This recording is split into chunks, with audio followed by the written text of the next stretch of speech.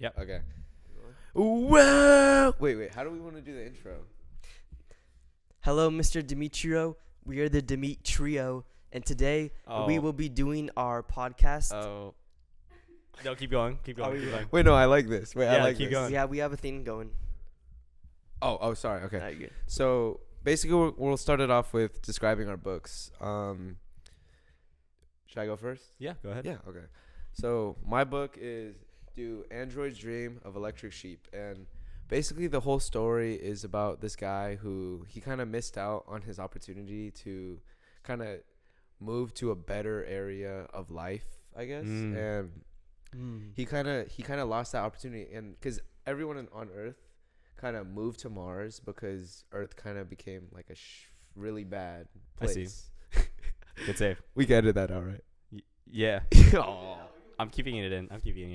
Okay, it's Right. good. And yeah, he basically just goes through a lot of emotions, and he just talks about his like kind of depressed life, I guess. It's really interesting though. And it's also about how like if you own an animal and you kind of are better, I guess. And Yeah. that's kind of his whole look on life. It's just like you're better if you own something, and it's like that search to just be better for some reason. Yeah. Is there any relation between that and like the unit that we learned in ERWC about like animal cruelty? Does this have any connection to it at all? I feel like yeah, because they take really good care of the animals. I see. Like yeah, a robot is gonna be kind of similar to like if you get an electric sheep. Reference. Reference. And you get a real sheep, because he used to own a real sheep, and now he owns an electric one, and it's just like the difference between them isn't as high as you really think it is. It's a pretty close, similar thing. Okay. Yeah, for sure. You want to go next, Victor? Yeah. Sure. You go. So I'm reading The Adventures of Huckleberry Finn. I really like the book. Basically, it's about this guy Huckleberry Finn, and his slave Jim. Well, it's not his. We can get into more into that later. Okay. But it's Wow. not really, yeah. But basically, they're both basically just trying to find freedom and escaping different like people. Like Huckleberry is escaping his dad, and Yeah. Finn James is an escaped slave, and so they both just need to run from something, and kind of in doing so, they find the meaning of like freedom, and how freedom ties to the broader spectrum of life. You know what I'm Wow. saying? That's is Yeah. wait. If I heard this correctly, you're saying it's about a master and a slave that are both No. escaping freedom? Wow. Because that's a little bit Yeah. counterintuitive. Kind of. Okay. Yeah. That's cool. I mean, Wait. how long is that book? Like, how old is that book? Do you know? Dude, I think it was written in like the 1850s. Oh, jeez. Yeah. Wait, Different times, different look it times. up. Go ahead, look it up. Okay. While he's looking that up, I'll just go over. So, my book is The Handmaid's Tale, and kind of basically what it's about is it's following this handmaid, which is living in this kind of dystopian future where women are basically like turned into women are they submit to the men in this society. So the job of the handmaid is to basically reproduce and make more humans. And so it's just the journey of this handmaid trying to navigate this dystopian world. That's kind of the best way I can put it. You just had What like she a gets into. history lesson, huh? Yeah. Speaking of history, it was published in 1884. Okay. Sorry, 1884. you go. That's a long time ago. 1884. Wow. Pretty long, Yeah. Different times. When was my book published? Sorry, carry on. Mom. we can do. What's the next question? What's the next What's the question? next one? Okay, we'll go into themes now. So Okay. what is what the author's putting out, or what is the general theme that the author wants you to think of their book as? So I think kind of what the author is trying to get at is that there's a big moral issue in the society with slavery, and how some people claim to be just, yet they own slaves themselves, and they try and like go against the goal of Huck and Finn, or Jim, I keep saying Finn, which is to escape. And so there's just a big contrast between these two groups of people, and he wants to kind of point out like the irony that they live in. That's kind of, so you're saying like kind of like a society, are they saying like, oh, are they trying to like defend themselves, like? Yeah, they definitely have to defend themselves and do some kind of quick thinking. But I'd say it's more so just navigating the world that's against them, basically. Mm-hmm. Oh, did you Discord? Yeah, that kind of ties in a little bit to my theme. Or I guess kind of not really my theme, but kind of my book. But I guess kind of the theme of my book is that it's what the author's trying to put across is basically through the Society of Gilead, she's trying to show how a society that controls women or in general, what in a society that controls a certain group of people, how that affects that group of people and how it strips them from their freedom and stuff.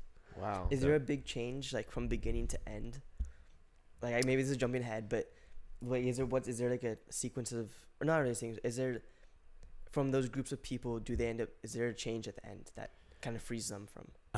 That's the thing about this book is, well, there's a sequel to the book, and maybe in that sequel they do something. But the thing about this book is it's literally just cruel. Oh, There's no change at all. It's just documenting the life of this woman who is going through these horrible things, being a handmaid, and in the end, really, there's no happy ending. She just you just don't hear about her. She leaves. You don't hear about her. You have no idea where she is. She could be dead. She could be in a new country. It's just kind of like there's no change to the Gilead is still there. Gilead is the name of the city. But repetitive reproduction? Yeah, pretty much. Amazing. Yeah, the theme that my author is trying to put out is completely different from all you guys. Wow. Mine's just like the power of human empathy and how like humans kind of can change how they really strive to be better for them with themselves and not really thinking about others as much, and it's like really selfish kind of thoughts. Okay, now we're gonna get into, so that was kind of the author's take, or what we think the author's take on the book was, but now we're gonna get into kind of what your own interpretation was. I'll go first. My kind of like overall like thesis statement thing, I said true freedom is making the most of your experience and following your own conscious decisions over society's expectations. How would those themes kind of connect to your own life? Shoot, what are my themes? Okay. No. So I think, I think you can say that for everyone, like seniors and stuff, there's like, there's like you're going to transition to college and whatnot. And I think there's kind of two paths. There's like especially living in the Bay Area, there's like, the expectations, you go to a 4-year and you do this and that, and kind of just you have to choose, because that's definitely not the right path for everyone. Yeah. And there's definitely a bunch of options to do. And there is no one correct option. Kind of like in the book, they kind of just approach situations based on how the situation approaches them. And they don't really go off of what they think other people will think of that situation. If you're kind of feeling what I'm getting. Yeah. So like that's like pretty cool. Yeah, I there's definitely like all that pressure to do that route, the 4-year. Yeah. But you're saying like, screw that. Yeah, screw it. Just do your own path. Do like the 2-year. Do trade school. All that stuff like that. There's always different options. Yeah. I like that. That's cool. Should I go next? Yeah, you could go next. Okay. Basically, I kind of take it from a different perspective. The theme that I kind of thought was that it kind of this book kind of shows how easily freedom can disappear when people stop paying attention to society and just kind of let things happen. Would you compare it to Persepolis on how what's the main character of Persepolis? What's her name again? Marjane. Marjane. Do you think that and they kind of after the Iranian Revolution, they kind of took away freedoms, and would you kind of make a parallel between that? Yeah. I think it kind of shows what people. It kind of shows what people can do if they do pay attention to what's happening. Like how there's like the protests and stuff, because the women had to wear the veils, all sorts of stuff like that. But they were doing protests. They were paying attention to how it was affecting them, and they were actively making change. So you can kind of see the difference, like in how they were shaping their own society, so in that book they were shaping their own society, but in this book, this is what happens to a society if people just let things happen and like they don't really do anything about it. Yeah. I'll go next. All right, sweet. The theme that I was kind of getting from my book was detachment and isolation. It it was just a general thing that I was seeing a lot from the main character, just being alone and not having a lot of people there with him, because obviously everyone kind of wanted to migrate away, especially in like the desolate area they were living in. I guess like it's kind of the same question that, you know, you asked Victor, like how does that really kind of apply to real life situations now? I feel like people just don't make the most about what they're given, and just making the most of what you have kind of allows you to slowly but surely work your way up, because at the end of the day, like, you're still alive and you're still there, so you might as well keep on moving. For sure. Sweet. Should we move on to some next quotes. Questions? Yeah. Out of the three quotes, or out of the quotes that you've selected, at least, what would be your favorite one, or what's one that has stayed in your mind for a long period of time? I think there's this one quote that I wrote down here. I'll just read first and I'll kind of go over to context. So, here's the quote. "Let's land on her, Jim." But Jim was dead against it. At first, he says, "I don't want to be fooling along no wreck. We's doing blame well, and we better let blame well alone, as the good book says. Like as not days with the watchman on the wreck." And then Huckleberry Finn replies, "Watchman, your grandmother." It's a handful. That is a handful. Wow. And mouthful too. So, I think basically the context is as they're traveling up the Mississippi River, they're just kind of making decisions as they go. And this is the first kind of use of freedom, because they're trying to escape up north. And there's this shipwreck that they come along that they think, oh, there could be like good like loot on it. And that's completely unnecessary from their goal of escaping up north. And so I think it's kind of their first use of freedom and just making the most out of their experience, honestly. And yeah, it's kind of the turning point where they kind of just go and use that. And that's kind of what starts the general trend about the book, about just defining your freedom in what you do.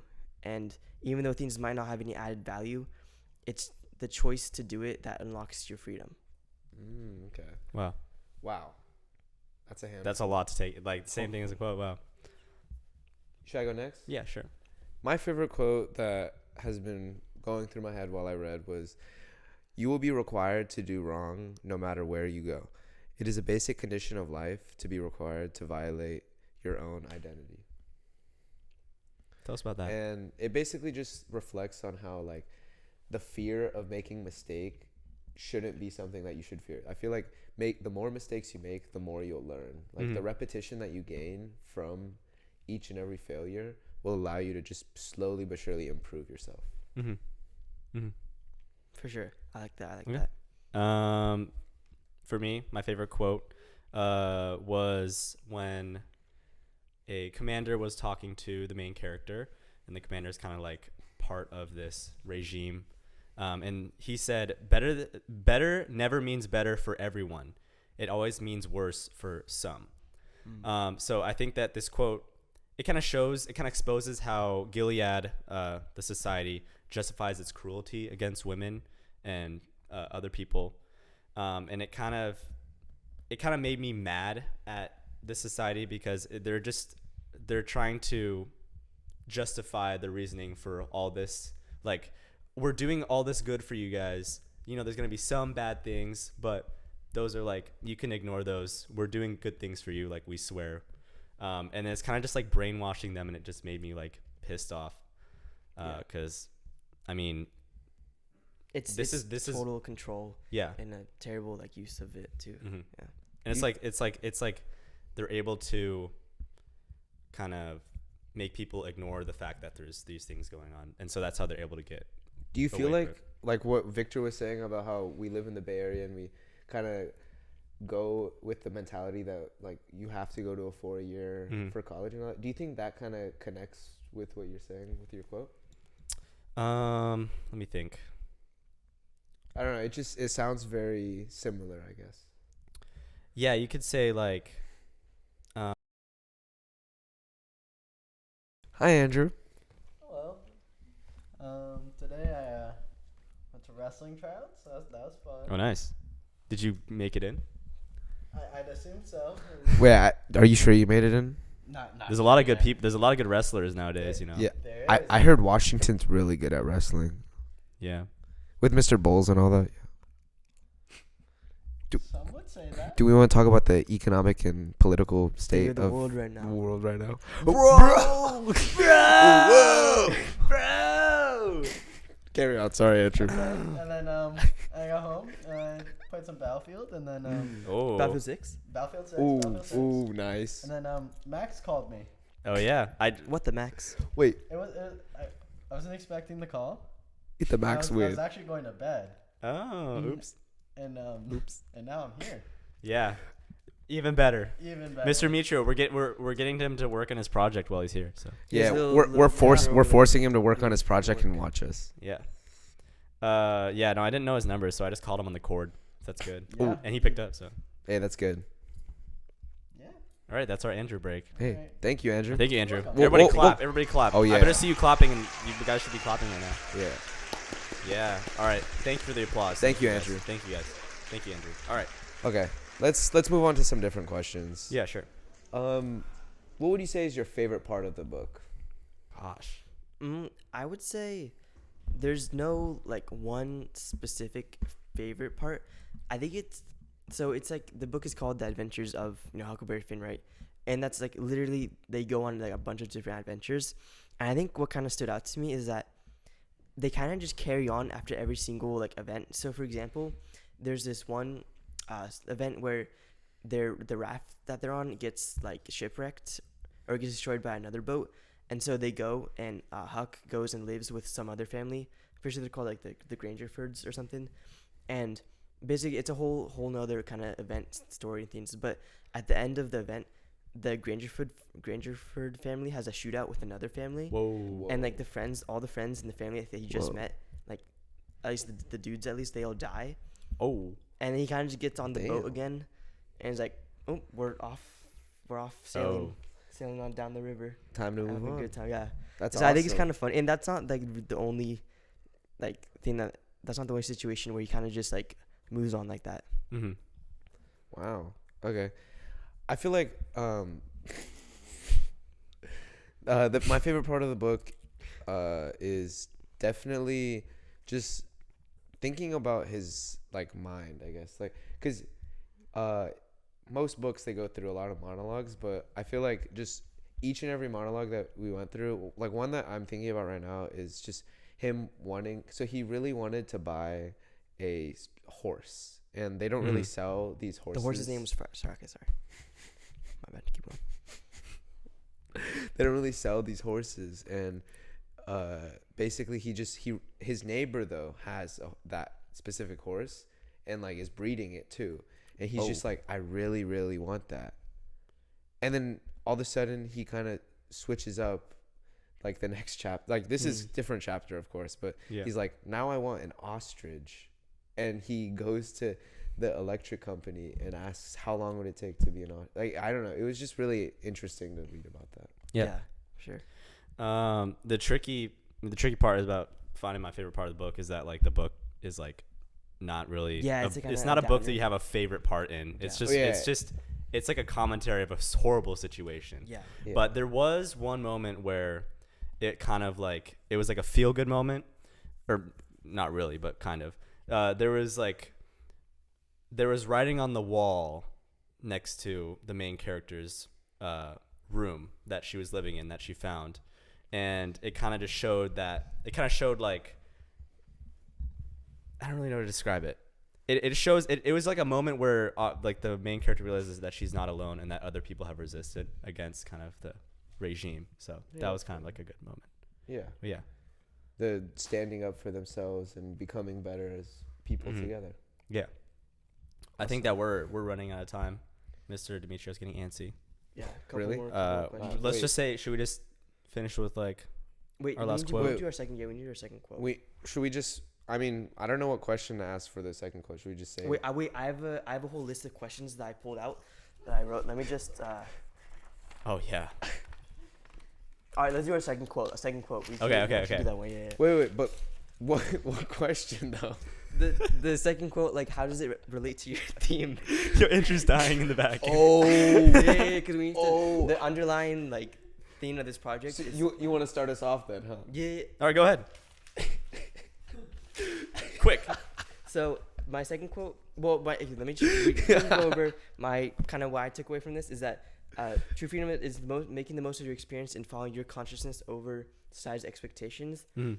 And another quote that I have, it says, "This is a girl that I'm letting that old reptile rob her of money." So quick context: they're on another excursion basically, and they met these two guys named the King and the Duke. Oh wow. And they're trying to pretend like they're like the long lost uncle of this family to take their inheritance. This called the Wilkes family, and Huck sees what's happening, and he doesn't want to let these people basically scam the rest of the family.